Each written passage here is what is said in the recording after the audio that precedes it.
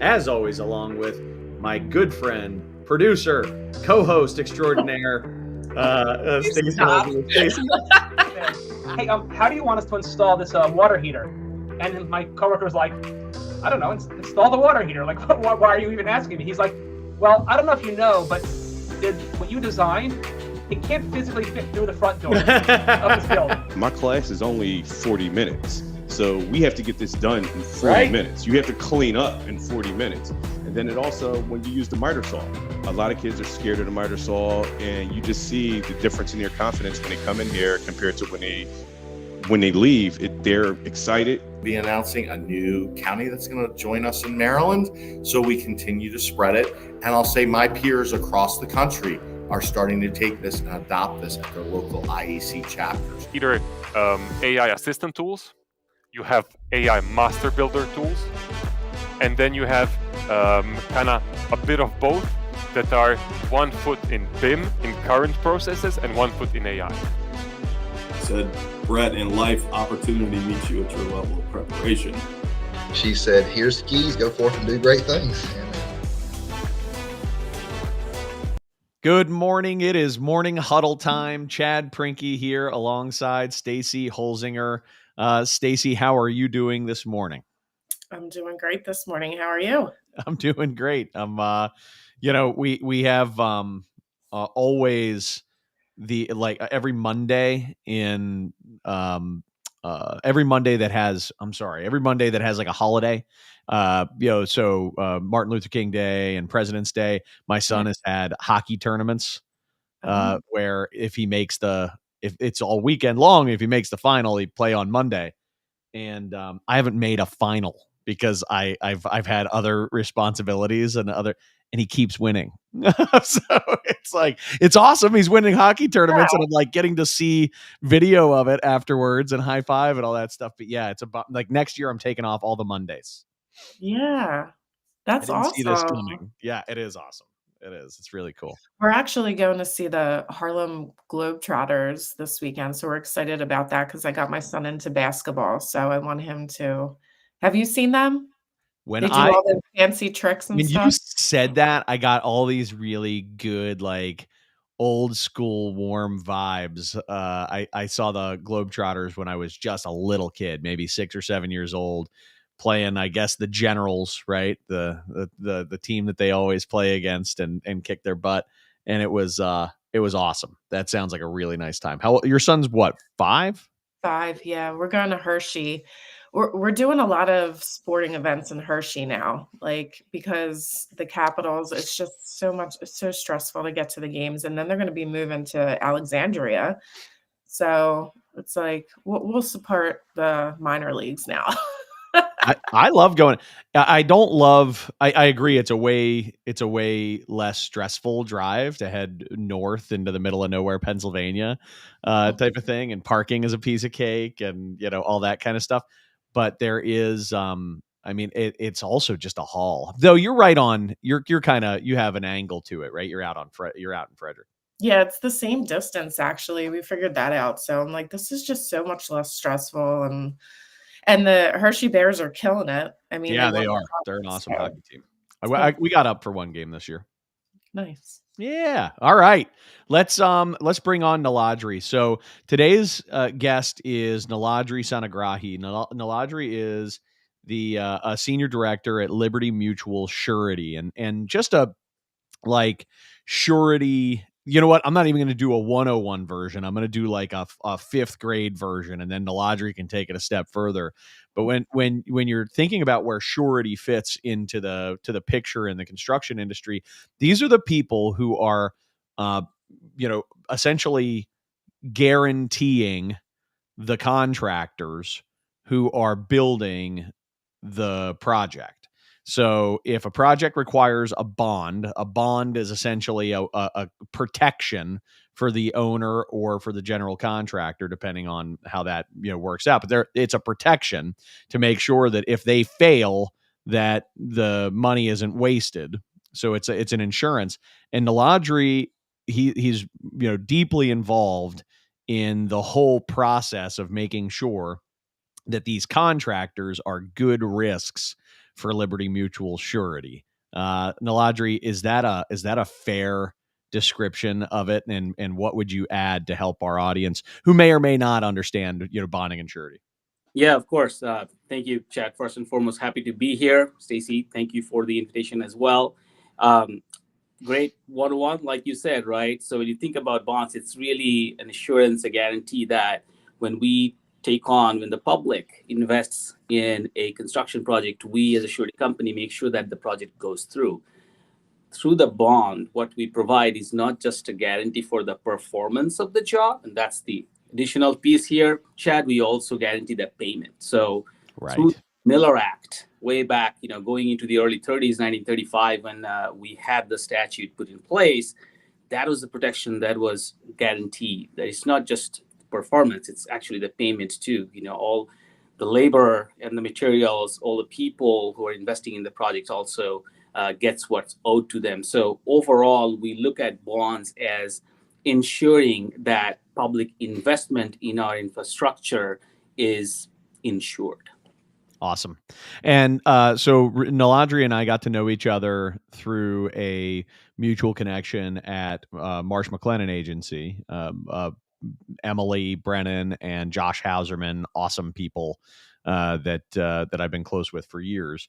And I got to know Niladri through his very nerdy understanding and interest in the economy. He's like a total hobbyist economist, and he's really, really dialed in, which I thought was awesome. I'm talking to Niladri and I'm like taking notes. I'm like, wait a minute.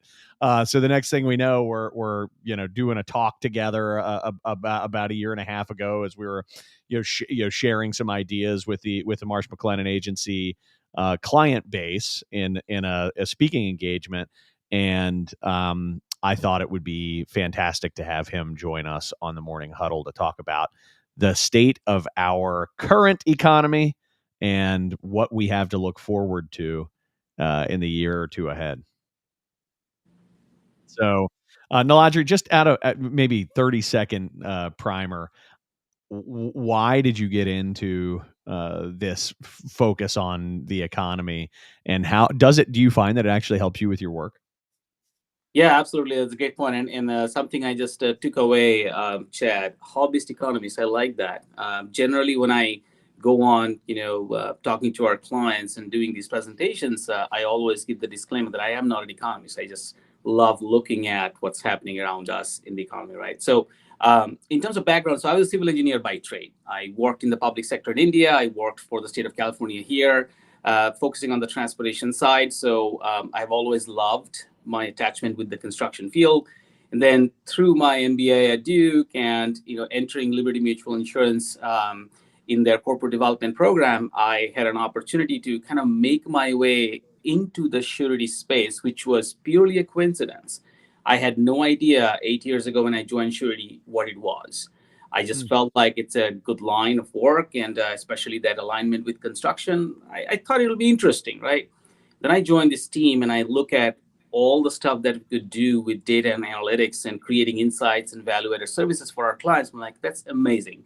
And that's when I started getting into this field of, okay, we have a really solid way of understanding underwriting risk as far as surety bonds are considered internally using the financials that we get for all our prospect accounts. But how about what's happening outside in the environment? That's kind of where it sort of triggered, you can say, in my mind. I was always interested, but this is where, I made it real, so to speak.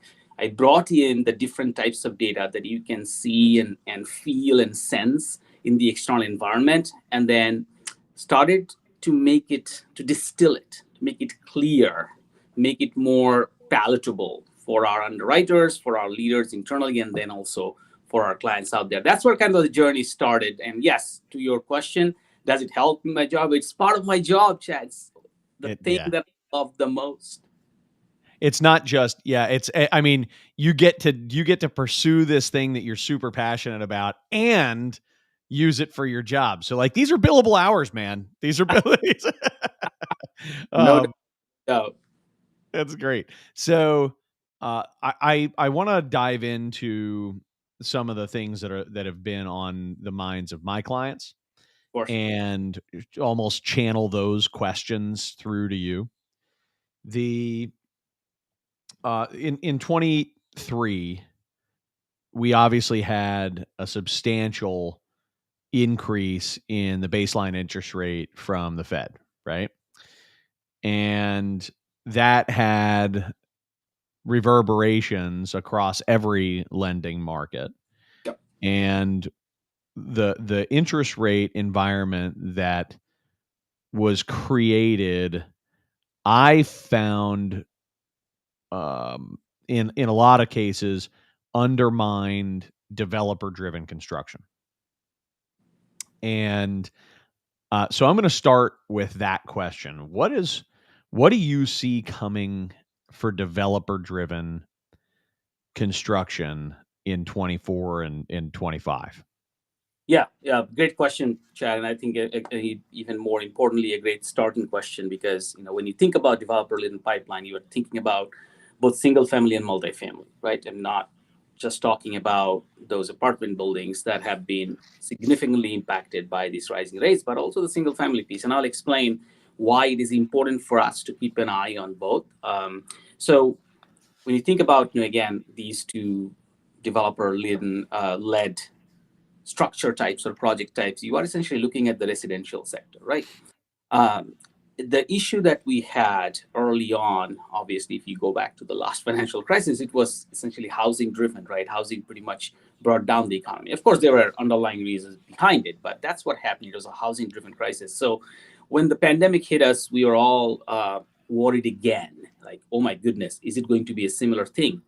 Guess what happened? It was the exact opposite. Right. If you look at the trend in construction starts right after the pandemic, single family residential was the only shining spot. Yeah, it was on fire. Pulled out of a much worse outcome by single family. So that was amazing to see and experience as we came through the end of 2020, then 2021. Interest rates were still low. The Feds were waiting. They didn't want to take action. And, if we can do something different, if we ever get an opportunity, I would say we should have started raising rates a little earlier so we could have done it slowly, not as extremely, right? So I wanted to highlight that point because single family, when you look at the housing starts that indicate performance in the single family, that is a leading indicator for us. It basically leads a lot of other types of construction. When you have a developer building a neighborhood, right, a subdivision of single family homes, it's not just the homes, right? You have all the essential utilities that come with it.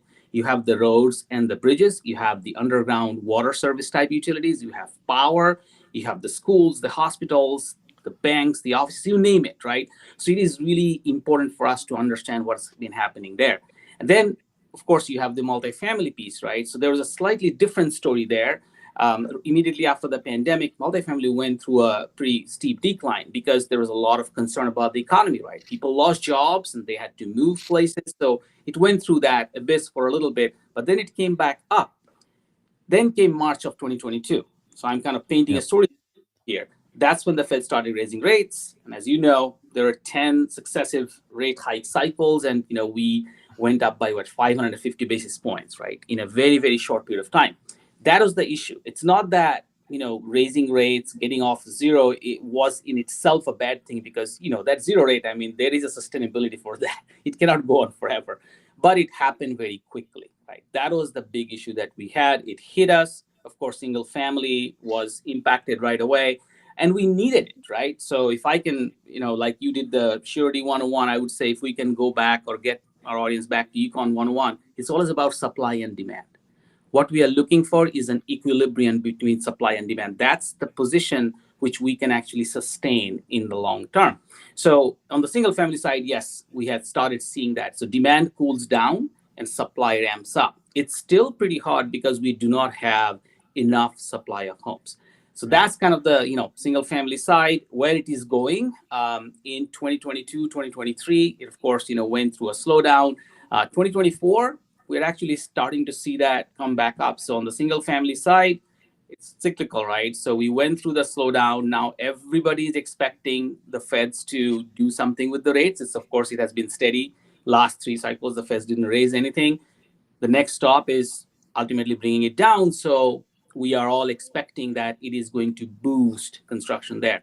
Multifamily, let me take a moment to explain sort of the difference, in the dynamics that happens there. So on the multifamily side, there is a supply-demand imbalance in a different way. So on the single-family side, you had short supply of units in the market.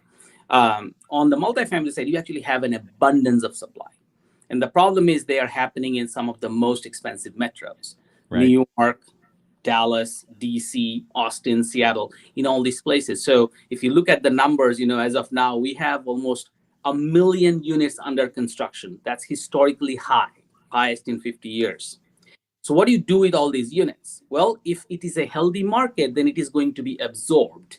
But our market in the last few years have not been extremely healthy, primarily because your multifamily units are going with offices, for example. When people are heading back to their homes with the flexibility of working, they don't need these multifamily units anymore. So that's kind of one reason, but that has been a sticking point for the multifamily development. In addition, you have that general worry about the economy. That hasn't gone away. Consumers still feel pretty uneasy. We still are talking about a recession or a slowdown coming up, this year, next year. We never know the timeline, but everybody has that concern. So when you put that all together, there is still an unease about building more multifamily units. So where are we today? Where are we going with that one? I think from the multifamily standpoint, it's still going to be pretty sluggish. It is not going to, ramp up right away. We are going to wait and see where things go. Rent growth, which is a key metric in the multifamily space, has been very, very low. It has been almost zero at the end of last year. And then vacancies has been rising. So I think the last number I saw, Q3 or Q4 of last year, was 6.6%. That's much higher than the long-term average. We want to bring it down to around that 5-ish%. So the consensus that I see right now is on the multifamily side, vacancies are probably at their peak. So it should come down in order to make things, look a little bit more normal. We have to see, but I would say, again, going back to developer pipeline, single family seems like it is going to, come back up. And then multifamily will take a little bit longer to get back to that steady state equilibrium point. Yep, that makes some sense. I think one of the conversations I've had many times with our clients in this current climate has been that it's a very uneven market. I mean, and I don't know that it's never even, right? There's always certain sectors that are hot, certain sectors that are sluggish. Yep. But the geographically, I'm seeing a very uneven market as well, where there are these secondary and even tertiary kind of markets. These historically, I would call them, forgotten markets that have become, perhaps in relation to the work from home trend, perhaps in overall response to the the size and I don't know, the overall perception of desirability of large metros has somewhat declined. And I'm seeing things like Richmond, Virginia on fire, Asheville, North Carolina on fire. These are, and I could keep going with these little sub markets all over the country that are really experiencing a boom. And so it's, I would counterbalance just in my mind. And I know that you focus on things at a national level, so I won't press you into, what do you think of Asheville? But I will, but I will say that I think there's a difference in that multifamily outlook, depending on the markets that you're in, pretty substantially. And I think there's a lot to be said right now for positioning yourself in those sub markets. It's a very good point, Chad. In fact, funny enough, when I was looking at some of the trends at a regional level, so may not be at the level of a city necessarily, but definitely at the level of a state, Midwest, parts of Midwest, and then the Mid-Atlantic. So where you are, Chad, right? They were some of the brightest spots. It's very true. And, I wouldn't be surprised because, as you said, right, typically we do see some sort of a bifurcation or divergence, whether in terms of the different sectors within construction or in terms of geography. Also, if I can, paint a quick picture as a follow-up there, in terms of the distribution, so to speak, across the country, we definitely have seen a lot of strength on the south side, the southwest. I'm based in Plano, Texas, so I know this belt has definitely been one of the strongest spots, and it is related to migration. So think about the big metros, right? When you are talking about out migration, people have left, especially following the pandemic. California, so the West has California and Washington State. They have both lost a significant part of their premium population, so to speak, premium wage earners, and they have come to places like Frisco, Texas, the city that I live in. It became a hot potato in the last few years. So that trend has definitely impacted where we are going to see a little bit more boost, so to speak, in terms of the construction demand. So it's where you see. This is one of the things that I wonder what your take is on this. This is my if I'm a total amateur economist. I'm a very amateur economist, but I spend a lot of time reading and paying attention to the trends. And one of the things that I look a lot at is where's the job growth happening? Where's the population growth happening? Yep. And that to me is like a bellwether. When you're projected to have 200,000 jobs come to your state, 60,000 jobs coming to your metro area, it's going to be really, really good for construction. That's going to be great for construction. Yeah, absolutely. If you look at the JOLTS report, I don't know if you have seen it yet, Chad, but the job opening and labor turnover survey, I got it. JOLTS, JOLTS, funny name. You will see that, right? They will call out specific metros which have attracted the most construction workers and which have attracted the least. And you will see the list, right? Texas will be on one spectrum and then New York is on the exact opposite spectrum. Yeah. It tells the story very clearly. Yeah, it does. And so, along those lines, where are there, we know what has happened. Yeah. What's projected? What are some of the things that are projected for population growth and for job growth nationally? Yeah, definitely. So again, I think the South Belt is definitely going to continue as strong points, but then there are certain pockets where you have seen people take a strong interest. I'll give you an example: Billings, Montana. Okay, we saw it as a spot to have lunch on our way from Seattle to Yellowstone. We were driving a couple years ago. Okay, Billings, Montana seems like a nice place. Then guess what? 2 years ago, it became one of the most favorite places for people to move to. Hey, what? How? Why? So, this is just an example of how demographic shifts have really impacted and influenced where activity is going to take place. So in addition to these common, most usual suspects like the state of Texas, you will see some parts of the country like that where you do have kind of renewed interest in people moving out of the big cities, and they are going to attract. So Asheville, North Carolina, another example. So in general, that's what you are looking at in terms of population movement, so to speak. California is not going to get back the people they have lost. This morning I saw the news about another atmospheric river there, right? So it's one after the other. People are just not getting a break, so it just creates even more pressure for folks to leave the state, right? One of the things, if I can quickly mention here, very, very interesting statistics that just came out. So the Congressional Budget Office, or CBO, I have, their whatever subscription or something. So they, send me these projections, and a big part of that is around labor. So recently they looked at or re-looked at their 10-year projections. So they're projecting out to 2033 at this point in terms of labor, population, whatnot. Very interesting fact they highlighted is that right now, when they looked at 2022 and 2023, there was a big surge, an unexpected surge in immigration that ultimately is giving them room for almost 5.2 million extra folks, working age folks, that we can add to our population base going from now until 2033. That is an amazing development.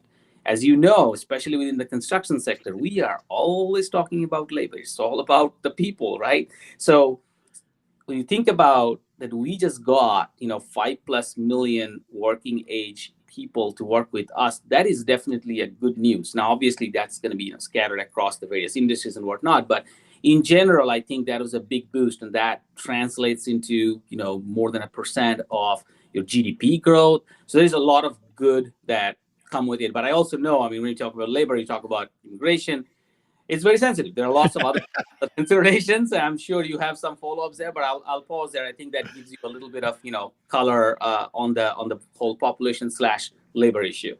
Well, my first question is whether if that 5.2 million is legal immigration, or if that is total number of people that are estimated to be here now that weren't here. I think they're looking at the working force. So if I have to say that are they all 100% legal, I don't think I would know, first of all. And Okay. if I guess, I would say it should be a bit of a mix. Yeah, I would say a mix. Yeah. Here's my and I really don't want to take this down that road, but I will say briefly that there's no question we need people to join the workforce. And that gaining population is overall not a bad thing, given that we need people to join the workforce. But if these are people who aren't here legally, it becomes extremely difficult to do any of that the right way. It's in other words, these are people who, what's their likelihood of being W-2 versus 1099? What's their likelihood if they are 1099 of paying their taxes if they're undocumented?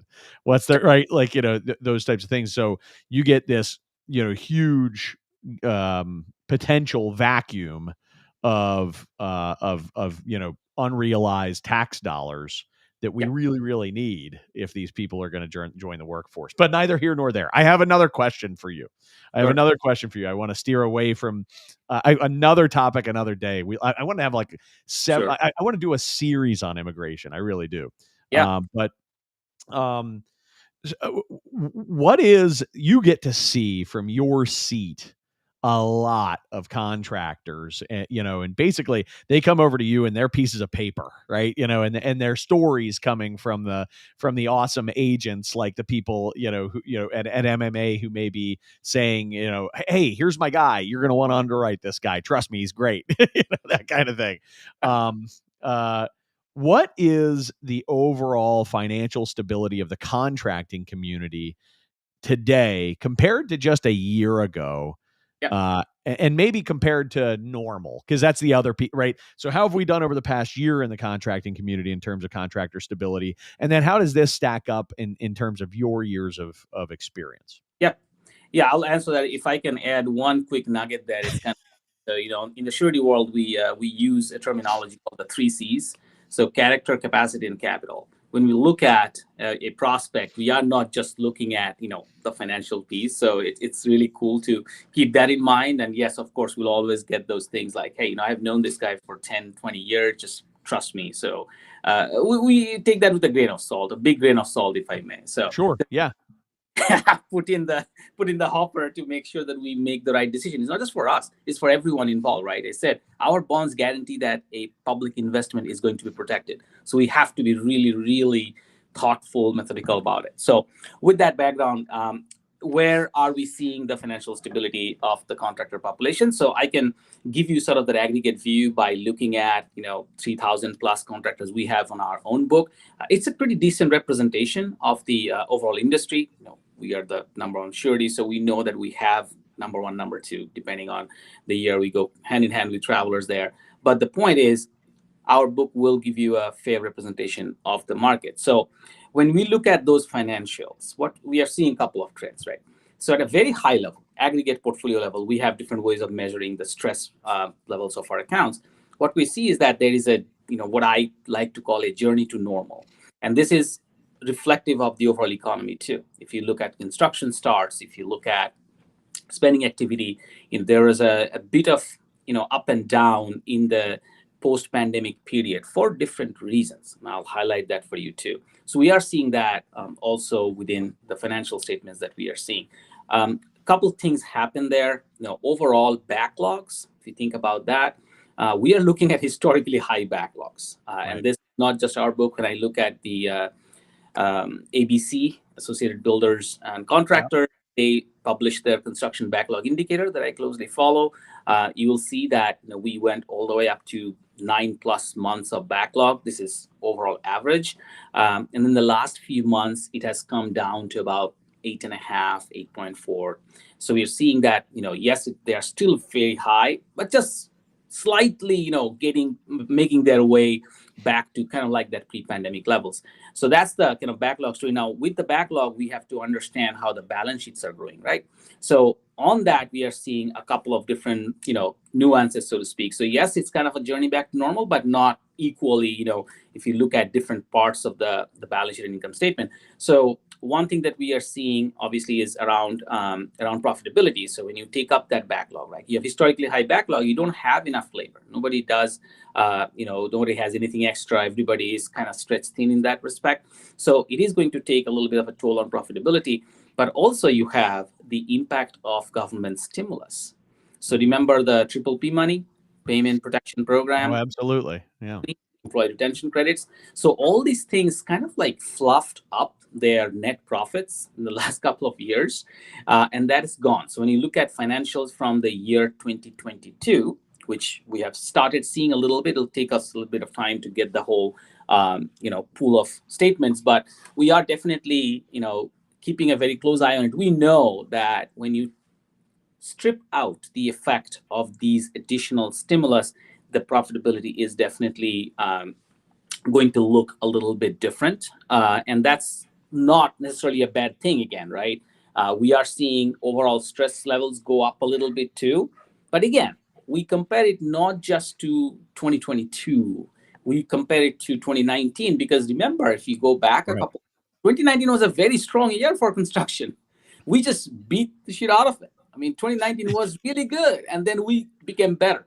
So that cannot continue forever. So when we are looking at the trending, we want to make sure that we are keeping that time frame in mind, right? 2018, 2019, leading up to that point. So essentially, all in all, overall, it is fine. There are certain parts that definitely, give us some cause for concern. Our contractors stretching a little too much, because I just said, right, backlogs are at historically high levels. And, with all the federal funding money that you are seeing, even with some stress on the developer side, you have a lot of boost on the government funding side, right, through IIJA and IRA and CHIPS Act, you name it. It is going to be very important for the contractors to make sure that they are coming out, green at the end of the day. So one trend that we are starting to see is contractors are able to actually factor in a lot more contingencies. So in other words, they have become better at accounting for the unexpected, so to speak, right? You have materials prices go up crazy. You have labor uncertainty, so they are putting that in. So the profit in backlog, that's a metric we track. So the job that I am taking in, right, it's my pipeline.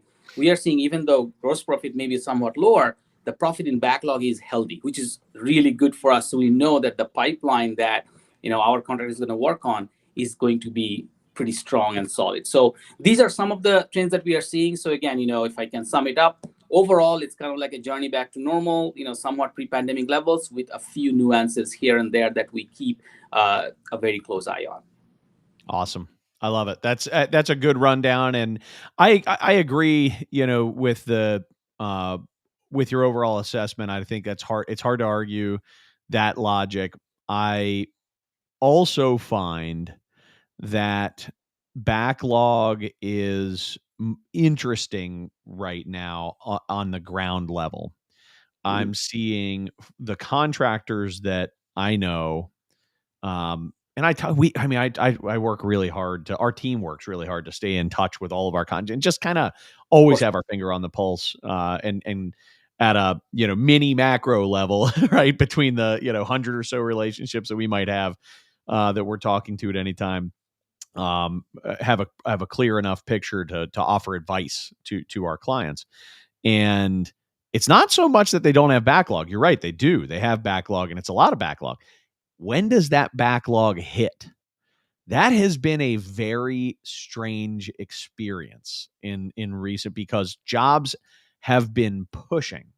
Job starts have been drifting. And because those starts have been drifting, that backlog isn't showing up when we need it. And so we could be, you could be dead slow right now for 4 months and have the biggest backlog you've ever had. And that, if you're a self-performed contractor, is really, really scary. That's brutal, right? Because you're going to need these people, and yet you're carrying them today. And it's scary to lay these people off, because you how are you going to get them later? So these are companies that, even though they might have in their own business historically high backlog, they also may have historically low billings month over month right now, because they've been carrying such high backlog and they're afraid to sell work. And it's a really, really weird situation. Yes. Are you seeing any of that? Yes, and Chad, one thing I can add on to that is, when you look at the cash position, right, liquidity for our contractors, again, cash is king. That's another saying we have in Surety. We don't want to, ever undermine that. What we are seeing, and again, it's kind of at the tail end of the book. So yes, your self-forming subs, the smaller end of the spectrum, so to speak. Cash position has also been somewhat, weaker than before. And the reason there, again, goes back to that there is no more government stimulus, and people are not borrowing as much. So that's another trend you want to keep in mind. So interest-bearing debt has been low. And it's not a bad thing, right? Because what we found is that contractors learned their lessons from the last, global financial crisis, and they have been very careful this time around that we are not going to, over leverage ourselves. But that does have an impact, right? Because you are not having enough cash flow. And so when the subcontractors, have that level of a bind, like if they are indeed in a bit of a gap, so to speak, then it does become difficult for them to carry on, just to kind of what we say, like maintain payroll, right? So yes, we definitely are seeing a little bit of pressure that way too. Our hope is that they will be able to manage through it, and that's what. It's one of the things that we talk to our contractors about, that, things change, timings change. You need to be able to flex yourself to adjust. I know it's easier said than done, but that is the kind of advice that we try to work. Yeah, you're right. And it's just a muscle that some contractors aren't used to having to flex. And so, what do we do to pick up short-term work that starts now and that runs for the next quarter is something that, if you're a, concrete contractor that's used to an average $15 million job size, is like, where do those exist? How do we pivot to that? It's not something that they're used to. So I want to pause for a moment and throw some love to our sponsors, awesome people who help to make our message possible. So I've talked about them several times today because it's been relevant, but I'll start with Marsh McLennan Agency. Every insurance need you could possibly have, including bonding, deep specialization with contractors. If you are a contractor and you're not communicating with, let alone working with Marsh McLennan, you should reach out. Number 2 is Sandy Spring Bank. Awesome mid-sized bank, regional bank that focuses on small to mid-sized companies. And they have a great contractor book of business. They really know what they're doing when it comes to supporting and partnering with contractors to create successful outcomes. Lawrence Law, who understands everything from your day-to-day legal needs to your, significant litigation requirements. If you are a contractor in that small to mid-size range in this region in the Mid-Atlantic, and you have a need, Lawrence Law and Kate and her team are awesome people. And then lastly, Katz Abosh, which is an accounting firm that is also a mid-sized group that is very well known in our region for offering top-notch assistance, not just with tax and audit and standard accounting practices, but really also as a business partner and an advisor from an accounting standpoint. So thank you so much to our 4 sponsors, 4 professional services firms that really help to make our contracting community thrive in our region. So, Stacy, what kind of questions do you have? You've been dutifully listening and taking notes on all this stuff. What's on your mind? Lots of good stuff. When is the federal infrastructure money going to be hitting, and will it hit evenly geographically? Great question, Stacey. So, Infrastructure Investments and Jobs Act, right? IIJA, it's a historically high level of federal investment in our infrastructure that we have ever seen in our recent memory. $1.2 trillion in the overall tag, $550 billion or so in new money. So it was passed in November 2021. So when we looked at it first, right, I mean, we are, of course, extremely interested in knowing what's the time horizon. So generally, it's between 5 and 7 years, roughly, give or take. And the distribution looks kind of like a bell curve. So you have the first couple of years that's, kind of light in the uptake. And then you have the middle couple of years, 2 to 3 years, that's where bulk of the money is spent, and then it kind of tapers off. So if, I take you back, what we see now, we already know, 2022, we got about 10% of it spent out. When I looked at November 23rd, November 22nd of last year, 2023, we had about $361 billion that has been announced. We call it the announced funding from the government. So that will take you about 30% of that overall $1.2 trillion bill. So in the first 2 years, we have gone through 30%. But guess what? You have 70% of that left. That is amazing. And what I feel, again, thinking back, the pace at which we all expected the IIJA money to hit the ground, it has been slower than that. So that essentially means your spending window is probably going to be stretched. So initially, back in early 2022, and we did some in-house estimates, we were thinking about ending by 2026. I think it is going to go further, right? That 70% is not going to be spent, this year and the next year for the most part. I think it will give us a little bit more time. So is it a bad thing necessarily? Probably not, because it does give you a reliability in terms of how long this investment is going to stay with us. But the counter argument to that is, okay, yes, but you have election coming up. You may have some changes in DC. Will that cause an impact because we are, hanging on to this for too long? Can there be a disruption? So those are kind of open questions, but generally that's where we are with the bill. So second part of your question is about geographic spread. So, most of the IIJA money is going to be sent through formula grants. So every state is going to have it. It's not like pick and choose. There is definitely going to be a little bit of that competitive grant piece. I think it's about 30%, where any agency would have to actually compete for it. But majority of the money is going to be spent through formula grants. It's congressionally established based on population and highway miles traveled, stuff like that. So they have definitely tried to ensure that fairness through that mechanism. Yeah, this is. I'm like, you're catching me mid note because I'm having an idea as you're talking, but this is something that nothing against them, but don't let all of this money, please, everyone, don't let all of this money flow through the 5 largest contractors in the country. There is so much business out there that needs to be performed, and middle market contractors absolutely should consider getting involved in what it takes to perform this work. When you hear infrastructure, you're thinking roads and bridges and rails and things like that. And while that's true, that's not the only thing that's happening in this bill. Take a deeper look, figure out what opportunities might exist for you, figure out what your company can actually perform, and throw your hat in the ring. Get involved. There's a lot happening. Otherwise, it's all going to go to 5 companies. There's a big opportunity here. So, and we just had somebody on who was talking about Eric Coffey, who joined us, who was talking about the dearth of, mid-sized contractors to get involved with the federal government. Right. One quick question, if you don't know offhand, that's okay. But just, do you have a sense for how much of this money is being funneled into other agencies, or is it, let me see if I'm saying this right. how much of this money is going to be just you got to go do business with the federal government versus the federal government giving money to other entities and those entities managing the money? Do you have a sense of that? Yeah. So I'll answer it in kind of two ways. So if you look at construction spending in general, you look at last 10, 15, 20 years,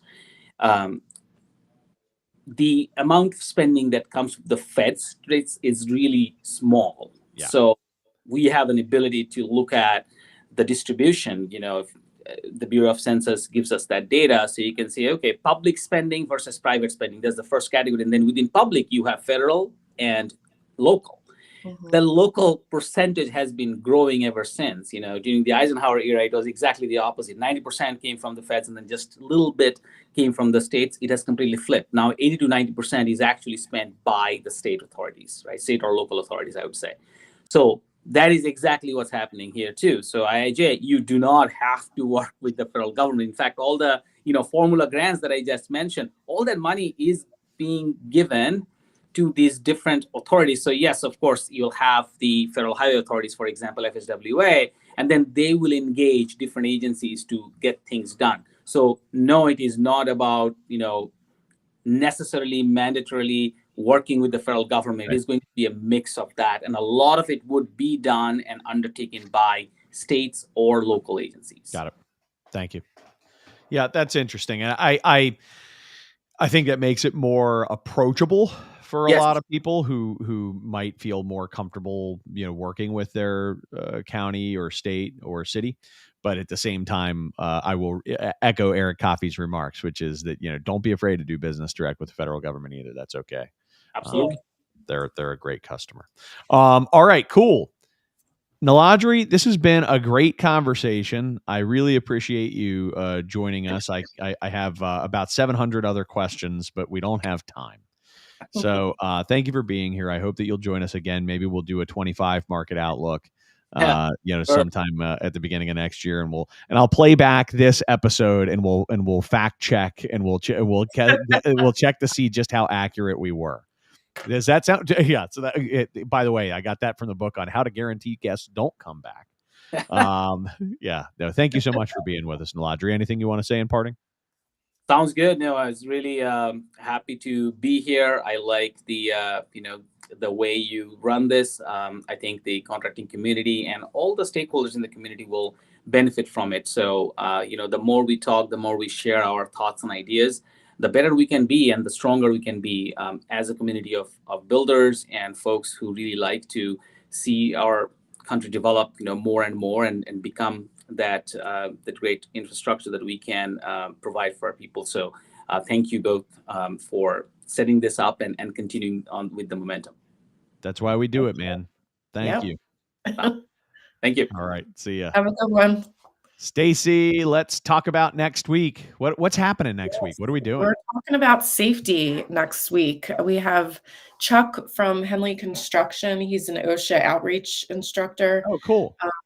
So he's going to talk about probably trends in safety, share some stories with us. He has some great, some stories.